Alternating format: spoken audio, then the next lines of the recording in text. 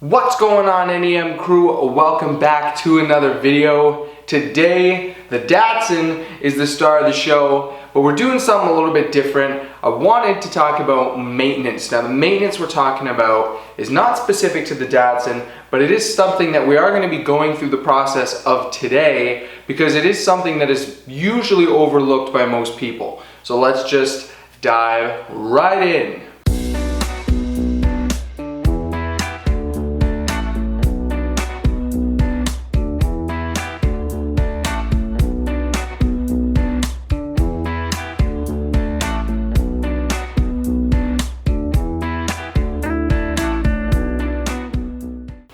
So, what's behind me? Today, we're going to be talking about oil changes. And we're also going to touch on brake services, but we're not going to go through the whole process of the oil change or the brake service, really. But we're just going to talk about why we do them and why they're overlooked by a lot of people. So, the Datsun is due for an oil change. Now, the Datsun is kind of one-off of a lot of the cars that are out there because the Datsun gets stored for six months, I would say, out of the year. Another issue is that the Datsun doesn't get driven much, so it probably doesn't rack up enough kilometers to do an oil change throughout a year. Sometimes it does, and it's also sitting for a long period of time, which in theory, oil can go bad. A lot of people don't know that, but there is an actual life expectancy to oil, even if your car is just sitting. So that is something that has to be considered as well. But we're gonna go through, I have to just check a few things in here. We're gonna check the fluids, check a few other things. Whenever you're doing an oil change, because you're doing an oil change so often, depending on how much you're driving the car, and newer cars have like a longer interval time now, they're, with newer technology and all that, but anytime you're doing an oil change, if you're doing it yourself, it's a good time to kind of inspect a few things. You can inspect your tires, double check your tire pressures, all your fluids can be checked, your battery can be checked, make sure there's no corrosion on the terminals, just things like that. You want to go through the car and make sure that everything is kind of where it needs to be. I'm going to start the car, but first, again, like I said, I'm going to just check a few things in the engine bay. Just make sure everything is good, check coolant, check brake fluid, check battery, and then we'll start the car, get the front end lifted up. And the reason why I actually like starting the car, in this case I have to because the Datsun is too low, I have to actually drive it on blocks before I can get the jack underneath. But I also like starting the car, it gets the oil a little bit warmer, it'll help it flow out of the engine, like it'll, you know what I mean. It makes it less viscous and it allows more of the old oil to actually come out when you're draining it. Hope that makes sense. But we're going to be doing that. Obviously, we're not going to be making the oil piping hot because that's just a safety hazard as well when we're draining it out. So it's just going to be run for probably 1 or 2 minutes at the max, and then we'll get the car lifted up. If you are going to be going through checking your brakes, it may not be a bad idea to put all 4 corners on jack stands. In this case, we're not going to be doing that. We're going to be doing a visual inspection. If you have rims that are, not too closed in, you can kind of see through them, then you can kind of do a rough visual inspection. And again, depending on when the last time that you either serviced your brakes or changed your brakes, you should have a rough idea of where you're at. So let's just dive right in. Alright, so we got the tire pressures checked, brakes inspected. I'm not sure if you guys could tell with the clip that I got, but the pads in the rear actually are blue, so it's a little bit easier to show you on camera. So that blue section that was showing up through the rim there, that was the pads. Now so with what we just did, we know that the brakes are in good shape. They don't need to be replaced. However, not actually taking the wheels off, it is difficult to tell if they need to be serviced. But these brakes maybe have, I would say, 5 to 10,000 kilometers on it. So they should realistically be okay. That being said though, it does sit a little bit, so Realistically, because we're halfway through the season, I was going to do a brake service this year, but because we're halfway through the season, I'm just going to do it at the beginning of next year, and we won't have any issues. Plus, driving the car, if you notice any squeaking, any noise coming from the brakes, it could be an indication that they need a service too. But driving the Datsun, brakes feel amazing. There's no noise, nothing like that, so we should realistically be okay.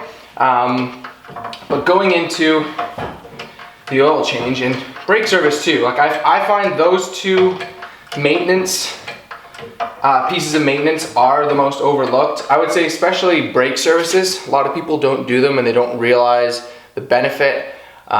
Keeping your brakes, clean and moving freely with grease and all that can go a long way in terms of extending the life of your brakes and keeping them performing the way they should. And brakes aren't something to kind of play around with, but it's something that I find is, I've spoken to many people and said, do you get your brake service? They don't even know what that is. So whenever you're doing an oil change, it's always good to just check over your brakes. If you notice them squeaking, things like that, it's always good for an inspection to determine, again, if they need to be replaced or if they need to be serviced. So in this case, we're not going to be touching the brakes any further, but I did want to touch on that. In regards to the oil change being overlooked, I find it's one of those things that people are just like, oh, it's just an oil change. So I don't think many people realize, the severity of an oil change, like what it's actually doing. And if you continue to kind of extend the intervals or using wrong oil, things like that, like it can actually do damage to the engine itself. So it's always good.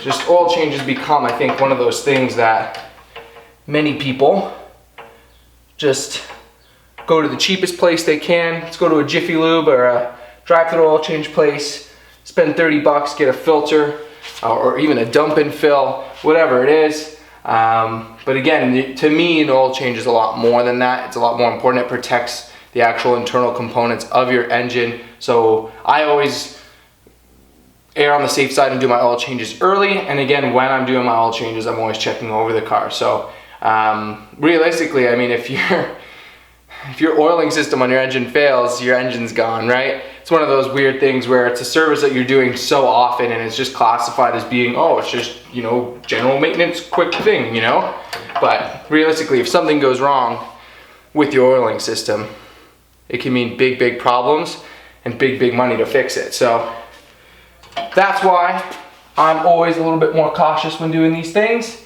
But we're gonna get some jack stands, I think. I don't know if we have jack stands that will fit. It's always good when you're lifting up a car, jack stands. I block the rear wheel, car's in gear, e-brake on, all that kind of stuff. But let's drain the oil and then we can take filter off, fill it up, and then we'll be good. Let's tighten, loosen.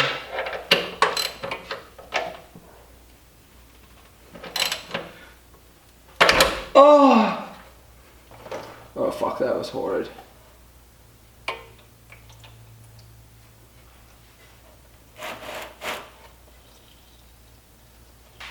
can't even see my face.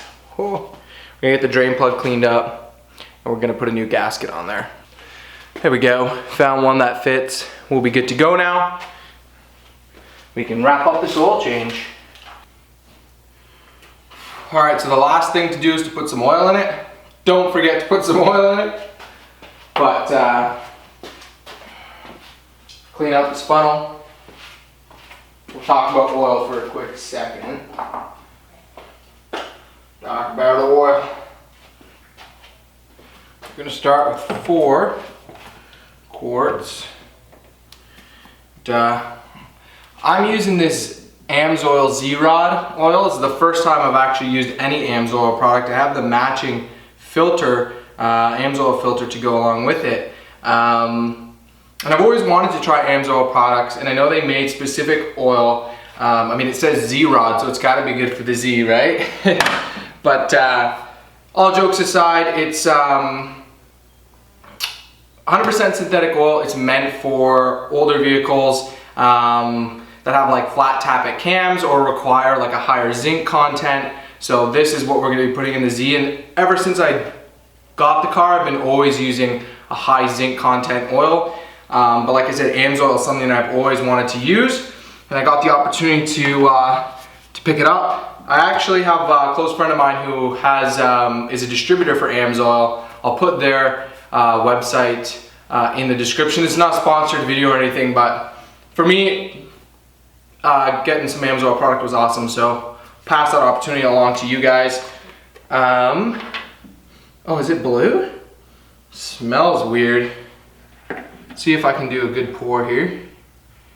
See what, oh, I thought it was blue for whatever reason. I'm on pills. So we're gonna go ahead and put these 4 in, and then we'll probably start her up, give her a check. Might need another half quart to a quart, and we'll be good to go. But oil is very important. It's always good to make sure that you're using the correct oil for your car. There's a little bit of speculation in regards to that, so depending on where your climate is, if it's really, really hot or really, really cold, a lot of times you can fiddle with the viscosities and weights and stuff like that. So just make sure you do your research. I'm not going to tell you that you have to go based off of what the manufacturer recommends, because there is a little bit of leeway there, especially if it's going to be like a dedicated track car. You might want to be doing something a little bit different, or putting in, you know, like a race oil, something like that in there. So just keep that in mind, but just making sure. I usually always recommend synthetic no matter what car it is, but again, if you have like $1,000 clunker like the Volvo, for example, I just put conventional, it's fine. But again, most cars that you're looking to keep for a long period of time, make sure the engine health is good. I always spend a little bit of extra money and get the synthetic. That's pretty much going to be it for this video though, guys. I'm going to take some time though, clean off the Datsun. We do have a water ban right now, so I can't actually use the hose, so I'm probably just going to use some like quick detail spray and wax kind of thing. It's not dirty by any means. There's no like bird shit or anything on it. Just some light dust. Probably wipe it off and maybe see if I can get some nice shots of the Datsun for you guys to end off the video.